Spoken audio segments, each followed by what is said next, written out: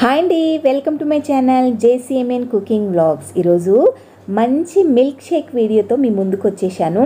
Summer అయితే అయిపోయింది, rainy season start అయింది. కానీ కొన్ని సమ్మర్లో దొరికే కొన్ని ఫ్రూట్స్ కానీ ఏవైనా ఇప్పుడు దొరుకుతుంటాయి కదా.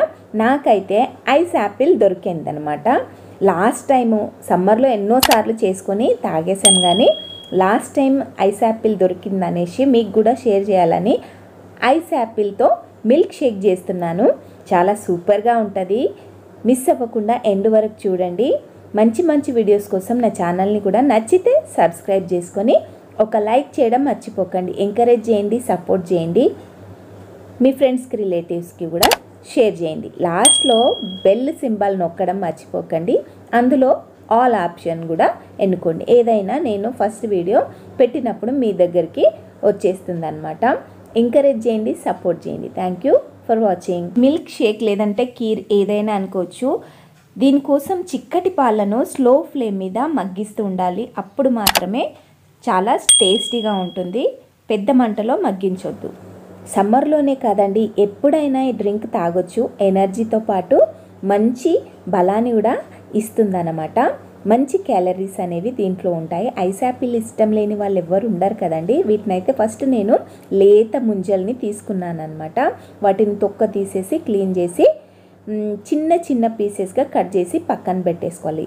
చాలా అంటే లేత అయితే చాలా బాగుంటాయి, ముదురు అయితే అసలు వాడొద్దు. ఇవైతే నేను ఇలా తీసుకొని క్లీన్ చేసి పక్కన పెట్టేసుకున్నాను. తర్వాత మనం బాగా మగ్గించుకున్న పాలని పూర్తిగా చల్లారనివ్వాలి.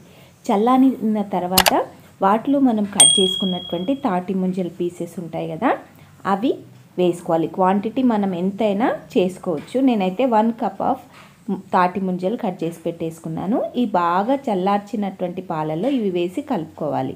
ఇంకా ఎక్కువ టేస్ట్ అంటే ఇంకా వేరే ఫ్లేవర్ యాడ్ చేయడం కోసం కొంచెం ఇలాచి పౌడర్ని కూడా వేసుకోవచ్చు. ఇష్టం లేకపోతే స్కిప్ చేయొచ్చు. అవసరమైతే కొంచెం రోజ్ వాటర్ని కూడా డ్రాప్స్ వేసుకోవచ్చు, లేదంటే సోంపు పౌడర్ కూడా వేసుకోవచ్చు. ఇందులో నేను బాదం పప్పులు, జీడిపప్పులు క్రష్ చేసి వేస్తున్నాను అనమాట. కొంతమంది సోంపు పౌడర్ కూడా వాడుతుంటారు. ఆ ఫ్లేవర్ నచ్చితే కొద్దిగా వేసుకోవచ్చు, లేదంటే ఈ ఫ్లేవర్స్ సరిపోతాయి. ఈ కీర్ ఎలా తాగినా కానీ సూపర్గా ఉంటుంది. చల్లగా కావాలంటే ఫ్రిడ్జ్లో 2 to 3 అవర్స్ పెట్టుకొని తాగేసేయాలి, లేదంటే ఇలానే సర్వ్ చేసుకుంటే చాలా బాగుంటుంది. వీడియో నచ్చినట్లయితే ఒక లైక్ చేసి సబ్స్క్రైబ్ చేసుకొని బెల్ బటన్ క్లిక్ చేయడం మర్చిపోకండి. Thank you for watching. JCMN cooking blogs.